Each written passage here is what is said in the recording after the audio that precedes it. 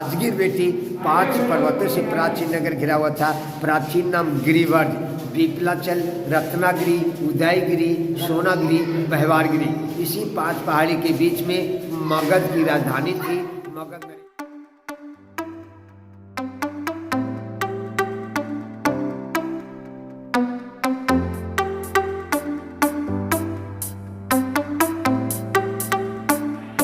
Hello everyone, this is Rupali Kumbhkar. आप सभी का एक बार फिर से हमारे यूट्यूब चैनल पर स्वागत है। दोस्तों, आज हम निकल पड़े हैं राजगीर के टूर के लिए। आज का ब्लॉग बिहार सीरीज पार्ट 2 है। दोस्तों, आज के ब्लॉग में आप लोगों को राजगीर के टॉप 10 टूरिस्ट प्लेसेस को घुमाने वाली हूँ मैं, और इनके बारे में पूरी जानकारी भी देने वाली हूँ। तो आप लोग मेरे साथ अंत तक बने रहें। तो चलिए देखते हैं राजगीर के टॉप 10 टूरिस्ट प्लेसेस को। दोस्तों, राजगीर प्राचीन समय में मगध यानी बिहार की राजधानी हुआ करती थी। ये प्राचीन शहर महाभारत काल से 5th सेंचुरी BC तक मगध की राजधानी रही। दोस्तों, राजगीर का इतिहास भीम, जरासंध, महात्मा बुद्ध, महावीर, बिम्बिसार तथा अजातशत्रु से जुड़ा हुआ है। राजगीर का शाब्दिक अर्थ है राजाओं का स्थान, या कह सकते हैं अबोर्ड ऑफ किंग्स। ऐसा माना जाता है कि राजगीर में महात्मा बुद्ध ने गिद्धकूट पहाड़ी पर कुछ समय के लिए मेडिटेशन किया था तथा महावीर स्वामी ने भी यहाँ पर 14 वर्ष लगभग बिताए थे। इस प्रकार राजगीर शहर का इतिहास बहुत पुराना है। दोस्तों, राजगीर में जितने भी टूरिस्ट प्लेसेस हैं लगभग सभी प्राचीन इतिहास का हिस्सा रहे हैं, जिसमें से सबसे पहला है सोन भंडार। दोस्तों, यहाँ किसी भी प्रकार का एंट्री फी नहीं देना पड़ता है और ये सुबह 7 बजे से शाम को 5 बजे तक खुला रहता है। तो आप लोग 7 से 5 बजे के बीच में कभी भी यहाँ आकर इसे घूम सकते हैं। दोस्तों, कहा जाता है कि सोन भंडार में बिम्बिसार का खजाना छुपा हुआ है और अंग्रेजों ने कभी इसके खजाने को पाने के लिए इसके दीवारों को तोप लगाकर उड़ाने की कोशिश भी की थी, लेकिन ये सभी बातें बस एक कहानी है। दोस्तों, ये गुफा कभी जंगलों में छुपा हुआ करता था और मिट्टी में दफन था। अंग्रेजों के समय लॉर्ड कनिंघम तथा मार्शल के निर्देशन में इस गुफा की खुदाई 1905 ईस्वी में हुई। इंडिया के प्रथम वैज्ञानिक जगदीश चंद्र बासु ने इस क्षेत्र के आसपास के हॉट स्प्रिंग का जांच किया है और उन्होंने ये बताया है कि यहाँ के पत्थरों में गंधक, फास्फोरस तथा आयरन की मात्रा पाई जाती है। इस गुफा को तोप से उड़ाने से ये गुफा पूरी तरह से नष्ट हो जाता, इसलिए ये पॉसिबल ही नहीं है कि इस गुफा को अंग्रेजों ने तोप से उड़ाने की कोशिश की होगी। आर्कियोलॉजिस्ट ने बताया कि इस गुफा को सोन भंडार इसलिए कहा जाता है क्योंकि ये सुरंगों का भंडार है, इसीलिए इसे सोन कहा गया है। सोन मतलब सुरंग, इसीलिए इसे सुरंगों का भंडार कहा जाता है, यानी कि सोन भंडार। दोस्तों, सोन भंडार में 2 गुफाएं हुआ करती थी। जो अभी आप देख रहे हैं वो पहली गुफा है जिसकी छत टूट चुकी है। 1934 के बिहार भूकंप में ये तहस नहस हो चुका है। लेकिन दूसरी जो गुफा है जो सामने आप देख सकते हैं, ये अभी भी ठीक अवस्था में है। तो चलिए अंदर देखते हैं कि ये कैसा दिखता है। दोस्तों, इस गुफा के बाहर एक लिपि मिला है जिससे ये पता चला है कि ये गुफा 3rd सेंचुरी या 4th सेंचुरी AD में जैन मुनि वैरव देव के द्वारा प्रयोग किया गया था। ये उनका मेडिटेशन का जोन था और उनके साथ जितने भी साधु हुआ करते थे वो भी यहाँ पे मेडिटेशन किया करते थे। देखिए, इस दीवार पे एक चित्र देख रहे हैं। ये चित्र रोहित 24वें तीर्थंकर भगवान महावीर जैन प्रतिमा, हेड, बॉडी, धर्मचक्र, लाइन। यहाँ जो गड्ढे देख रहे हैं बेटी, यहाँ से 23वें तीर्थंकर भगवान पारसनाथ स्वामी की मूर्ति मिला। ये कीमती प्रतिमा भारत सरकार यहाँ से उठा करके नालंदा संग्रहालय म्यूजियम रखे। इसी तरीका इसके बगल में गुफा था, वो 2 तल्ला था। 1934 के बिहार भूकंप पे टूट गया। इसके बगल में दीवार पे प्रतिमा वगैरह है जो खंडित अवस्था में है। तो राजगीर बेटी 5 पर्वतों से प्राचीन नगर घिरा हुआ था। प्राचीन नाम गिरिवर्ज, विपलाचल, रत्नागिरी, उदयगिरी, सोनागिरी, बहवारगिरी। इसी 5 पहाड़ी के बीच में मगध की राजधानी थी। मगध नरेश राजा जरासंध, उसके बाद बिम्बिसार का बेटा अजातशत्रु विराज किए। अजातशत्रु का बेटा उदय यहाँ से राजधानी उठा करके पटना पाटलिपुत्र बसाए, तब से जगह खाली पड़ गया। मेरा नाम सुरेश पासवान, टूरिस्ट गाइड राजगीर। आप लोग का सोन भंडार देखने के बाद अब हम चल पड़े हैं राजगीर रोपवे की तरफ। राजगीर रोपवे रत्नागिरी पहाड़ी पर स्थित है। जो पहाड़ी आप सामने देख रहे हैं वो रत्नागिरी पहाड़ी है और इस रत्नागिरी पहाड़ी के ऊपर में विश्व शांति स्तूप स्थापित है। इसी शांति स्तूप को देखने के लिए लोग रोपवे का इस्तेमाल करते हैं। दोस्तों, ये रोपवे सुबह 8 बजे से शाम को 5 बजे तक खुला रहता है। इस रोपवे का एंट्री फ़ी है 50 रुपये वन वे, और अप डाउन अगर आप लेंगे तो 80 रुपये पड़ेगा, और बच्चों के लिए ये 30 रुपये है। दोस्तों, आप जब राजगीर आएँ तो टांगे में ज़रूर चढ़ें। ये अपने आप में एक अनोखा अनुभव देता है, तो आप भी इसका लुत्फ़ उठाएं।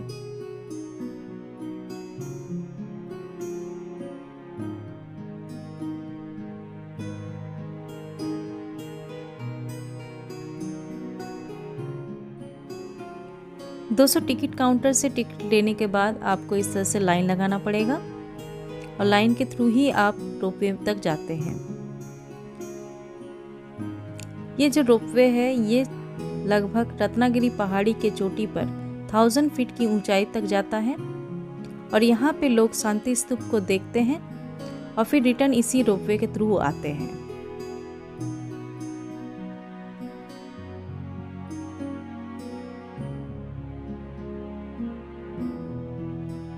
दोस्तों, रोपवे से ऊपर आने के बाद, यहाँ उतरने के बाद आपको कुछ ऐसे नज़ारे देखने को मिलेंगे। ये जो रास्ता देख रहे हैं ये शांति स्तूप को जाता है। तो चलिए हम भी चलते हैं और देखते हैं कि विश्व शांति स्तूप कैसा दिखता है। दोस्तों, सामने जो आप एंट्रेंस देख रहे हैं यही विश्व शांति स्तूप का एंट्रेंस है। यहाँ से लोग अंदर जाते हैं और विश्व शांति स्तूप को देखते हैं। दोस्तों, जैसे ही आप ऊपर जाएंगे तो वहाँ पे बंदरों के झुंड आपको देखने को मिलेंगे।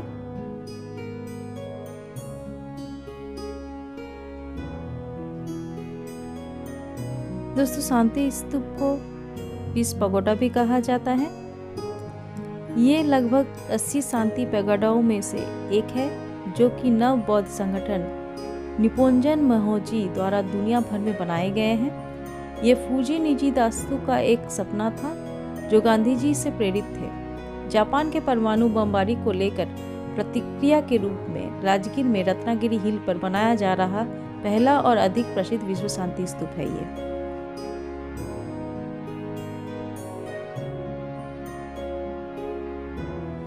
इस स्तूप को 1969 में जापानियों द्वारा बनाया गया था। इस स्तूप के बगल में एक छोटा सा टेम्पल है जहाँ पे पूजा अर्चना किया जाता है और शांति का पाठ दिया जाता है। इस स्तूप के चारों ओर 4 दिशाओं में बुद्ध की स्वर्ण मूर्तियां देखने को मिलेंगी। ये मूर्तियां 4 मुद्राओं में हैं। ये चारों मुद्राएं बुद्ध के जीवन काल की 4 घटनाओं को दर्शाता है। पहली मुद्रा नमस्कार मुद्रा में बुद्ध, ये जन्म का प्रतीक माना जाता है। दूसरी मुद्रा को धर्मचक्र मुद्रा कहते हैं, जो आप सामने देख सकते हैं। जब बुद्ध को ज्ञान की प्राप्ति हुई थी उसका प्रतीक है ये।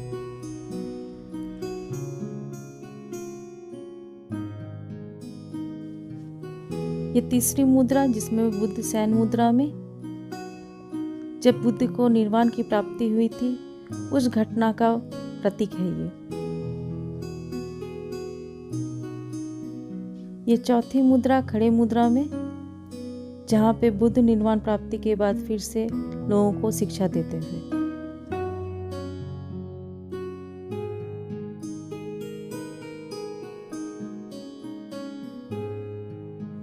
दोस्तों, इस विश्व शांति स्तूप के अगल बगल अलग ही शांति प्राप्त होती है लोगों को। आप सामने जो मंदिर देख रहे हैं ये जापानीज टेम्पल है। दोस्तों, इस मंदिर के अंदर फोटोग्राफी मना है, इसलिए मैं इसे आपको बाहर से ही दिखाऊंगी। दोस्तों, इस मंदिर में जितने भी बुद्धिस्ट मॉन्क हैं वो विश्व में शांति बनाए रखने के लिए पूजा अर्चना करते रहते हैं और शांति का ज्ञान देते हैं। दोस्तों, अब हम लोग वापस जा रहे हैं रोपवे से नीचे की तरफ।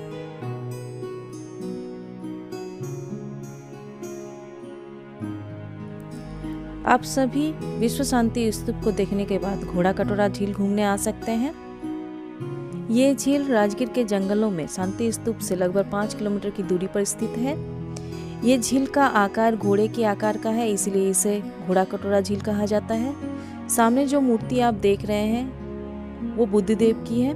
इस मूर्ति को 2018 में स्थापित किया गया है। इस मूर्ति की ऊंचाई लगभग 70 फीट है। दोस्तों, इस मूर्ति के अगल बगल जो झील है वहाँ पे आप लोग बोटिंग भी कर सकते हैं। दोस्तों, राजगीर का ये सबसे क्लीन टूरिस्ट प्लेस है। ये झील चारों तरफ से पहाड़ों से घिरा हुआ है और यहाँ की जो प्राकृतिक सुंदरता है उसको शब्दों में बयां नहीं किया जा सकता दोस्तों। यहाँ पे आने के लिए केवल ई रिक्शास का प्रयोग होता है। यहाँ पे मोटर व्हीकल्स का आना मना है।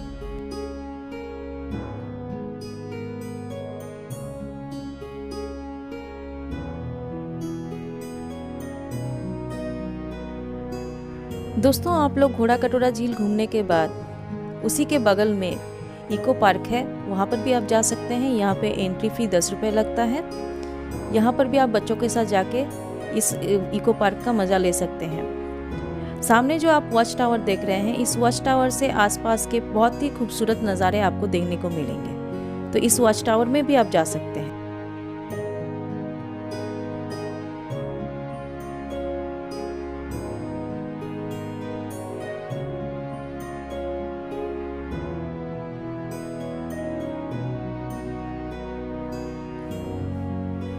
दोस्तों अब हम लोग आ चुके हैं बहुत ही ऐतिहासिक जगह पर। सामने चट्टानों पर जो आप चक्कों का दाग देख रहे हैं, कहा जाता है कि ये महाभारत काल का है। श्री कृष्ण जब भीम के साथ यहाँ आए थे जरासंध को हराने के लिए, उस समय उनके रथ के चक्कों के द्वारा इन चट्टानों पर दाग बन गया था। इसी जगह पर आर्कियोलॉजिस्ट को कुछ लिपि मिले हैं जो आप सामने देख सकते हैं। इसे शंख लिपि कहा जाता है, जिसे अभी भी पढ़ा नहीं जा सका है। अब हम लोग आ चुके हैं राजगीर के बहुत ही प्रसिद्ध गर्मकुंड के पास। ये मंदिर जो आप सामने देख रहे हैं, यहीं पे लोग आते हैं और मंदिर का दर्शन करते हैं और यहाँ के गर्मकुंड में नहाते हैं। माना जाता है कि यहाँ के गर्मकुंड का इतिहास 1000 साल से भी ज़्यादा पुराना है। अंदर जब आप जाएंगे तो आपको इस तरह के नज़ारे देखने को मिलेंगे। ये है गर्मकुंड जहाँ पे लोग नहा रहे हैं। कहा जाता है कि यहाँ के गर्मकुंड के पानी में ऐसे प्रॉपर्टीज़ हैं जिसके कारण जितने भी स्किन डिजीज होते हैं वो ठीक हो जाते हैं। तो दोस्तों आप भी यहाँ पे ज़रूर आए। गर्मकुंड के बगल से ही व्यवहारगिरी पर्वत के लिए रास्ता जाता है। सामने जो आप माउंटेन्स देख रहे हैं, ये व्यवहारगिरी पर्वत है। व्यवहारगिरी पर्वत जैन, बौद्ध और हिंदुओं के लिए बहुत मान्य रखता है। इस व्यवहारगिरी पर्वत के ऊपर जैन मंदिर भी है और शिव मंदिर भी है। तो हिंदू और जैन के लोग यहाँ पर आते हैं और इनका दर्शन करते हैं। इस पर्वत की दूसरी जो खासियत है वो है कि यहाँ पर सतपर्णी और पिपली गुफा पाया जाता है। दूर दूर से लोग यहाँ पे पिपली और सतपर्णी गुफा को देखने के लिए आते हैं। गर्मकुंड से ऊपर की तरफ आते समय आपको सबसे पहले पिपली गुफा देखने को मिलेगा और थोड़ी सी चढ़ाई करने के बाद आपको सतपर्णी गुफा का दर्शन होगा। दोस्तों राजगीर घूमने के बाद हम लोग आ गए थे पावापुरी जल मंदिर के पास। ये जल मंदिर महावीर स्वामी के याद में बनाया गया है। राजगीर शहर से पावापुरी का जल मंदिर लगभग 20 किलोमीटर की दूरी पर स्थित है। कहा जाता है कि जैन धर्म के 24 तीर्थंकर महावीर स्वामी ने यहाँ पे निर्वाण की प्राप्ति की थी और उसके बाद उनके याद में इस मंदिर को उनके बड़े भाई नंदीवर्धन ने बनाया था। ये मंदिर जैन लोगों के लिए बहुत बड़ा तीर्थ स्थल है। इस मंदिर के अंदर महावीर स्वामी के चरण पादुका हैं। इसका दर्शन करने के लिए दूर दूर से जैन लोग यहाँ आते हैं। कहा जाता है कि इस स्थान पर 527 BC में महावीर स्वामी ने निर्वाण की प्राप्ति की थी और उनका दाह संस्कार यहीं पे हुआ था।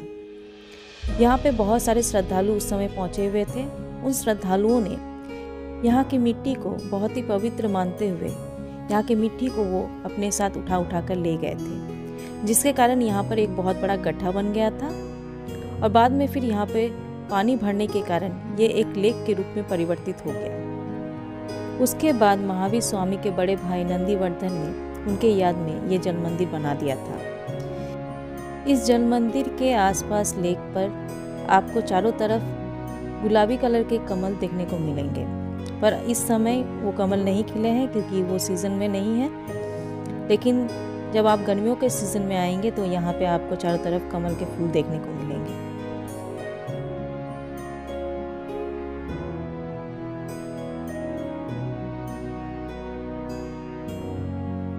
दोस्तों अभी तक मैंने जितने भी टूरिस्ट प्लेसेस के बारे में आपको बताया है, उन टूरिस्ट प्लेसेस के अलावा आप बिम्बिसार का जेल भी घूम सकते हैं। जो सामने आप देख रहे हैं वो बिम्बिसार का जेल है, जहाँ पर अजातशत्रु ने अपने पिता बिम्बिसार को बंधक बना के रखा था। बिम्बिसार के जेल के अलावा आप जरासंध का अखाड़ा भी घूम सकते हैं। कहा जाता है कि इसी अखाड़े पर महाभारत काल में भीम ने 28 दिन के मल्लयुद्ध के बाद जरासंध को हरा दिया था और उसे मार डाला था।